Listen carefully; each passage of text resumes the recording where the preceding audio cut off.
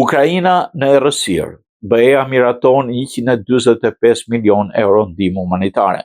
Bashkimi Evropian miratoi 145 milion euro ndihmë humanitare për Ukrainën, ndërsa sulmet ruse vazhdojnë të shkatërrojnë infrastrukturën energjetike dhe të lënë miliona qytetarë pa energji elektrike dhe ngrorin mes të dimrit. Komisioni Evropian njoftoi këtë të njëjtë se fondet do të përdoreshin për strehim, ushqim, ndihmë financiare, shërbime shëndetësore, mbështetje psikologjike dhe akses në ujë të pijshëm për popullsinë e prekur nga sulmet. Një shumë shtesë prej 8 milion eurosh do të jepet Moldavisë për të ndihmuar refugjatët e Ukrainës. Sipas BE-s, Ukraina po përballet me ndërprerje të gjëra të energjisë dhe ngrohjes pas goditjeve të përsëritura ruse ndaj centraleve në stacioneve dhe linjat transmetimi të energjisë.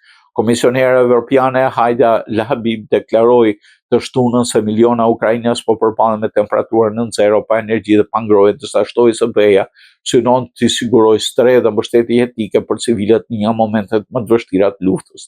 Krahas ndihmës financiare, BE ka dërguar 447 generatorë, ndërsa 500 të tjerë do shpërndahen nga rezerva strategjike riskiu për të mbajtur funksionale shërbimet thelbësore që nga pushtimi rus. Në vitin 2022, rrjeti energjetik i Ukrainës është goditur sistematikisht duke shkaktuar ndërprerje të shpeshta të energjisë dhe emergjenca humanitare në mbar vendin.